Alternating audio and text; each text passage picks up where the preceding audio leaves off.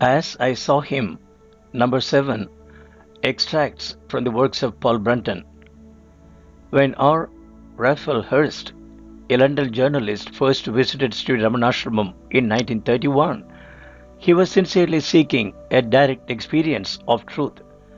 Up till then, all his travels, his meetings with holy men, yogis, and occultists failed to satisfy the inner yearnings of his soul. The record of his search, culminating with an ecstatic glimpse of reality while sitting in the presence of the Maharishi, was published in England in 1934. It was a sensation, an instant bestseller, enchanting thousands. A search in secret India, written under the pen name of Paul Brunton, a name he later adopted as his permanent name, did more at that time to propagate the spiritual grandeur of the Maharishi than any other medium. Now, the world came to sit at the feet of the sage of Arunachala. Let us follow Mr. Brunton on his first visit. We shall now go in the hall of the Maharishi, announces the holy man of the yellow robe, bidding me to follow him. I pass outside the uncovered stone veranda and remove my shoes. I gather up the little pile of fruits which I have brought as an offering and pass into an open doorway. 20 brown and black faces flash their eyes upon us.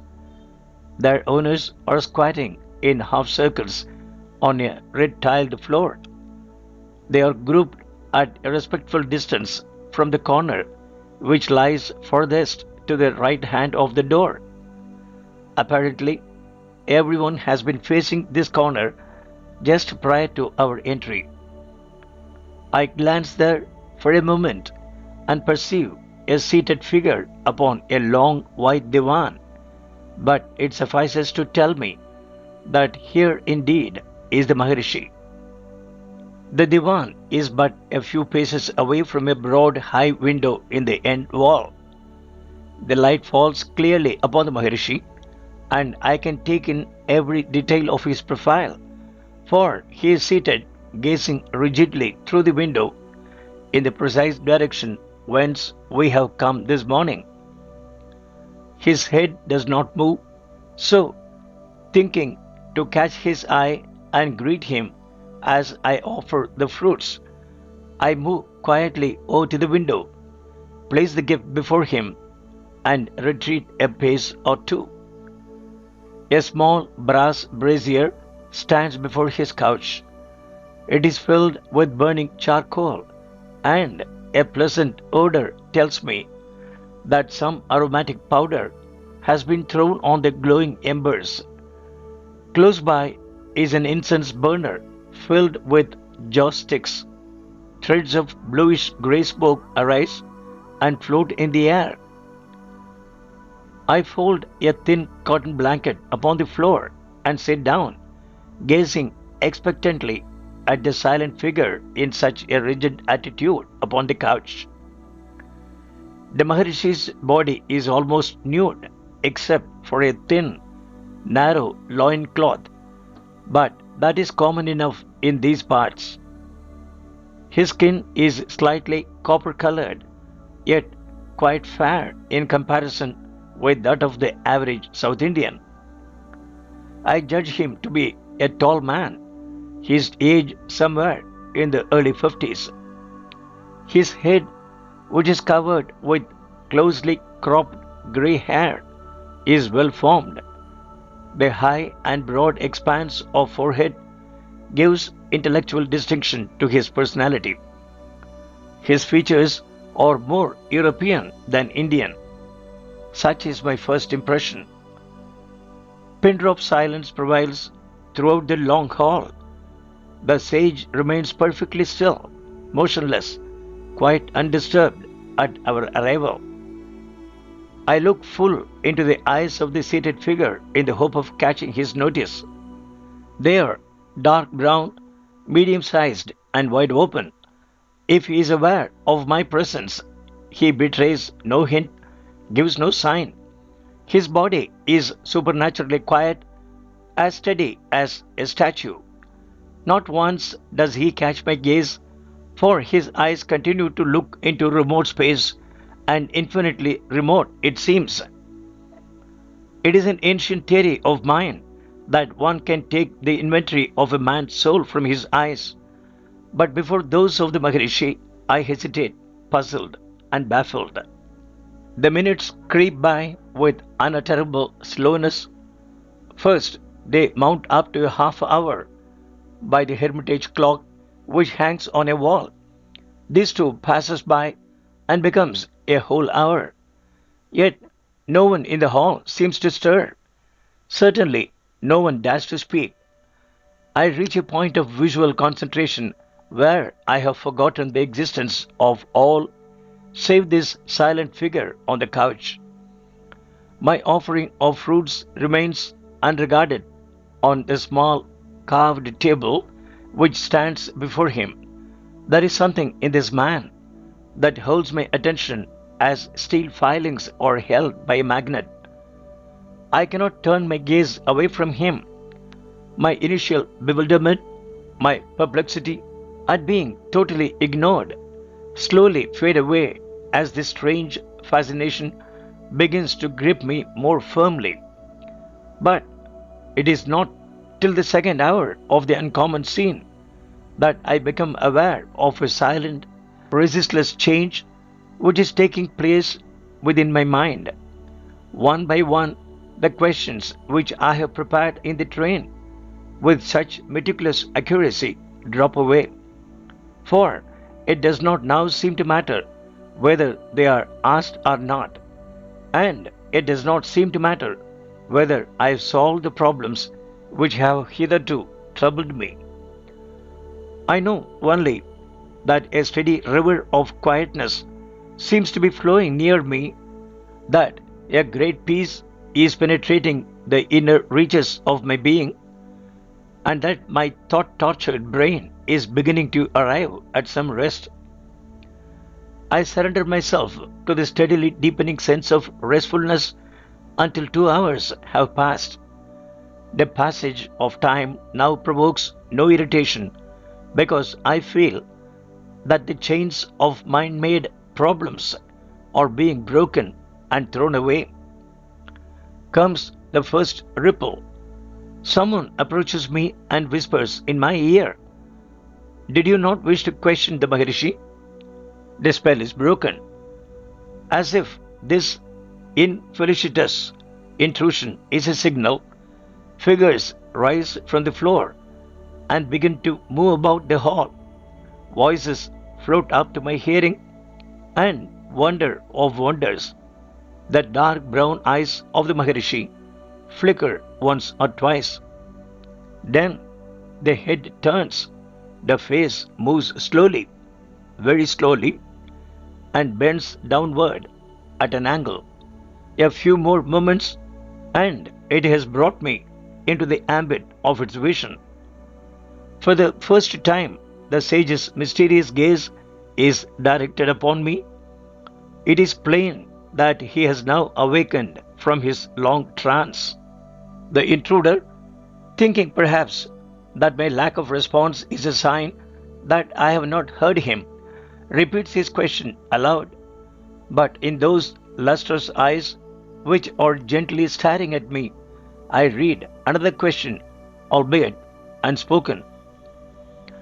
Can it be, is it possible, that you are still tormented with distracting doubts when you have now glimpsed the deep mental peace which you and all men may attain? The peace overwhelms me. I turn to the gate and answer, "No, there is nothing I care to ask now. Another time." The midday meal is over. For once I am grateful that India is favored with a climate which does not foster activity, because most of the people have disappeared into the shady groves to take a siesta. I can therefore approach the Maharishi in the way I prefer, without undue notice or fuss. I enter the large hall and sit down near him. The Maharishi holds a folded manuscript book in his hands. He is writing something with extreme slowness. A few minutes after my entry, he puts the book aside and calls a disciple.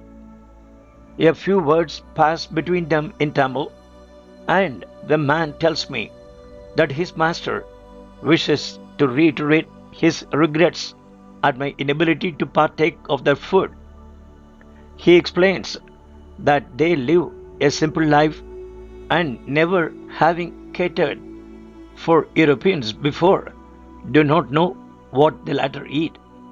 I add that I regard the question of diet as being far less important than the quest which has brought me to his hermitage. The sage listens intently, his face calm, imperturbable, and non committal. It is a good object, he comments at length. This encourages me to enlarge upon the same theme. Master, I have studied our Western philosophies and sciences, lived and worked among the people of our crowded cities, tasted their pleasures, and allowed myself to be caught up into their ambitions. Yet, I have also gone into solitary places and wandered there amid the loneliness of deep thought. I have questioned the sages of the West. Now I have turned my face towards the East. I seek more light. The Maharishi nods his head as if to say, Yes, I quite understand. I have heard many opinions, listened to many theories, intellectual proofs of one belief or another lie piled up all around me. I am tired of them, skeptical of anything which cannot be proved by personal experience. Forgive me for saying so, but I am not religious. Is there anything beyond man's material existence? If so, how can I realize it for myself? He makes no verbal reply, but appears to have dropped into some train of thought. Because there is nothing else to do, and because my tongue has now been loosened, I address him for the third time. The wise men of the West, our scientists, are greatly honored for their cleverness, yet they have confessed that they can throw but little light upon the hidden truth behind life. It is said that there are some in your land who can give what our Western sages fail to reveal. Is this so? Can you assist me to experience enlightenment? Or is the search itself a mere delusion? I have now reached my conversational objective and desired to await the Maharishi's response. He continues to stare thoughtfully at me. 10 minutes pass in silence. At last, his lips open and he says gently, You say I. I want to know. Tell me, who is that I? What does he mean? He has now cut across the services of the interpreter and speaks direct to me in English. Bewilderment creeps across my brain. I'm afraid I do not understand your question. I reply blankly. Is it not clear? Think again. I puzzle over his words once more. An idea suddenly flashes into my head. I point a finger towards myself and mention my name. And do you know him? All my life, I smile back at him. But that is only your body. Again I ask, who are you? I cannot find a ready answer to this extraordinary query. The Maharishi continues, Know first that I, and then you shall know the truth. My mind hazes again. I am deeply puzzled. This bewilderment finds verbal expression, but the Maharishi has evidently reached the limit of his English, for he turns to the interpreter and the answer is slowly translated to me. There is only one thing to be done. Look into your own self. Do this in the right way, and you shall find the answer to all your problems. It is a strange rejoinder, but I ask him, what must one do? What method can I pursue? Through deep reflection on the nature of one's self and through constant meditation, the light can be found. I have frequently given myself up to meditation upon the truth, but I see no signs of progress. How do you know that no progress has been made? It is not easy to perceive one's progress in the spiritual realm. Is the help of a master necessary? It might be. Can a master help a man to look into his own self in the way you suggest? He can give the man all that he needs for this quest. Such a thing can be perceived through personal experience. How long will it take to get some enlightenment with a master's help? It all depends on the maturity of the seeker's mind. The gunpowder catches fire in an instant, while much time is needed to set fire to coal. Will the Maharishi express an opinion about the future of the world? For we are living in critical times. Why should you trouble yourself about the future? Demands the sage. You do not even properly know about the present. Take care of the present. The future will then take care of itself. There is an abrupt pause. An attendant approaches and lights another incense stick. The Maharishi watches the blue smoke curl its way upwards and then picks up his manuscript book. He unfolds its pages and begins to work on it again, thus dismissing me from the field of his attention. Feeling that our conversation is really at an end, I rise from the tiled floor, place my hands together in farewell, and leave him. My proposed weekend quickly passes, and I extend it to a week. The week passes, and I extend it to a fortnight. Each day, I sense the beautiful peace of the sage's mental atmosphere, the serenity which pervades the very air around him.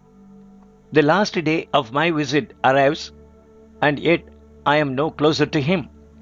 My stay has been a tantalizing mixture of sublime moods and disappointing failures to effect any worthwhile personal contact with Maharishi.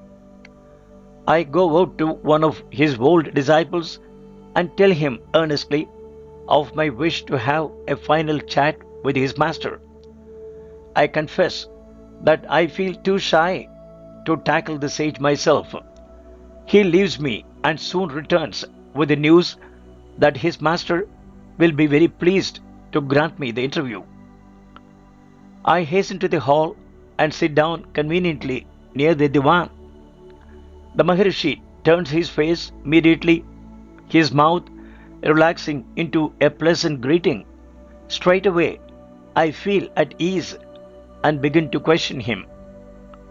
The yogis say that one must renounce this world and go off into secluded jungles or mountains if one wishes to find truth.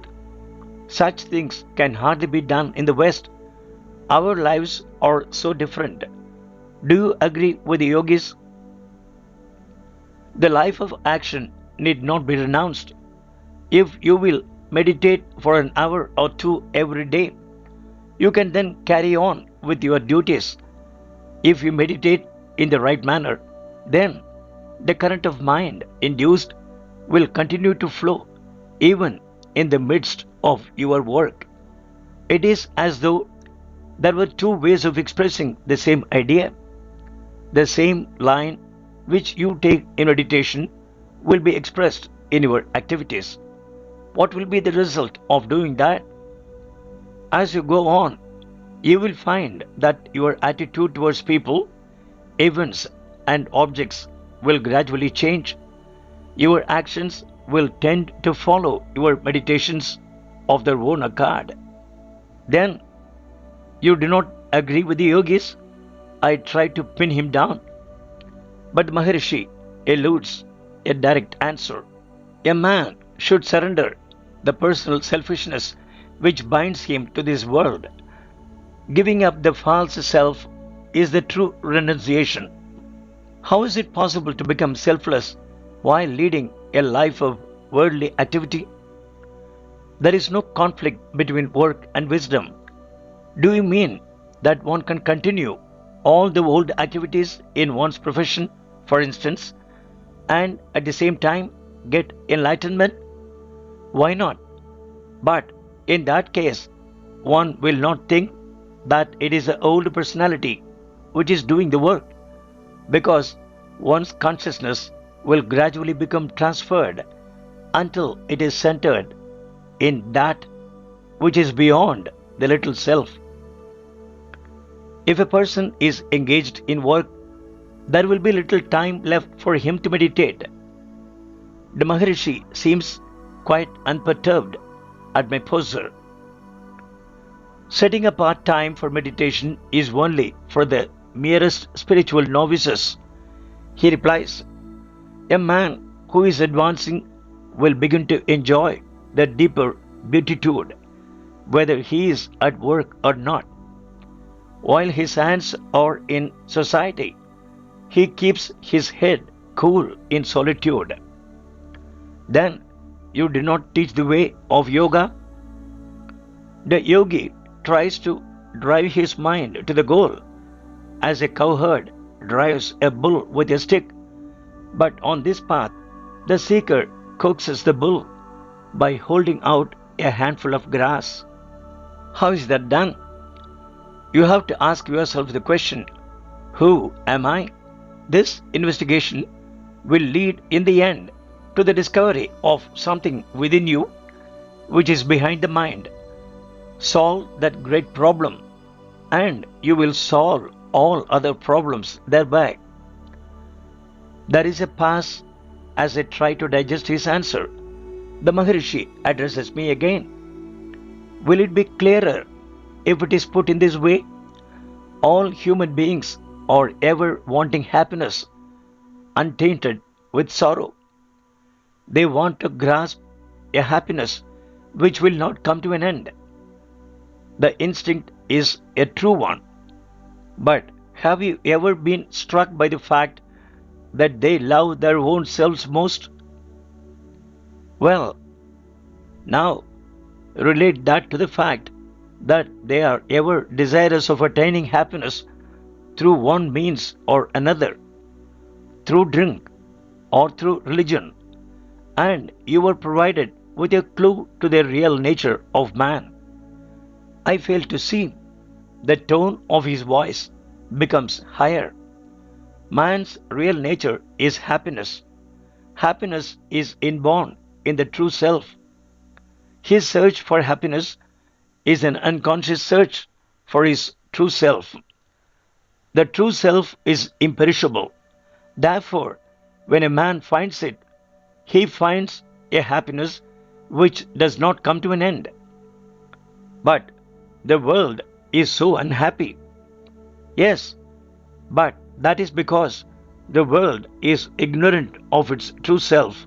All men, without exception, are consciously or unconsciously seeking for it. Editor's note: after this conversation, one by one, the hall empties. Paul Brunton sits alone facing the Maharishi. Brunton receives a piercing, steady glance and begins to lose body consciousness. Nevertheless, he breaks away and makes his departure. He eventually travels to Bombay and purchases his sea voyage ticket back to England. But his 2-week encounter with the Maharishi haunts him. He abandons his travel plans and returns to the Maharishi. Once there, he settles in, builds a hut west of the ashrama, and pursues the inner quest as taught by the Maharishi. And one day, his departure imminent, his health on the verge of collapse, he sits once again in the hall and attempts the inner quest. This time, his efforts are quickly rewarded as the Maharishi turns his penetrating gaze on him. Finally, it happens. Thought is extinguished like a snuffed candle. The intellect withdraws into its real ground, that is, consciousness working unhindered by thoughts. I remain perfectly calm and fully aware of who I am and what is occurring. Yet, my sense of awareness has been drawn out of the narrow confines of the separate personality. It has turned into something sublimely all embracing. Self still exists, but it is a changed, radiant self for something that is far superior to the unimportant personality which was I. Some deeper, diviner being rises into consciousness and becomes me. I, the new I, rest in the lap of my holy bliss. My heart is remolded in rapture. I return to this mundane sphere, impelled by a force which I cannot resist. I discovered I am still sitting in the hall of the Maharishi, and that it is apparently deserted. My eyes catch sight of the hermitage clock, and I realize that the inmates must be in the dining room at their evening meal. And then I become aware of someone to my left. It is the ex-station master who is squatting close beside me on the floor. You have been in a spiritual trance for nearly 2 hours, he informs me. I endeavor to make some reply, but discover to my astonishment that my power of speech has gone.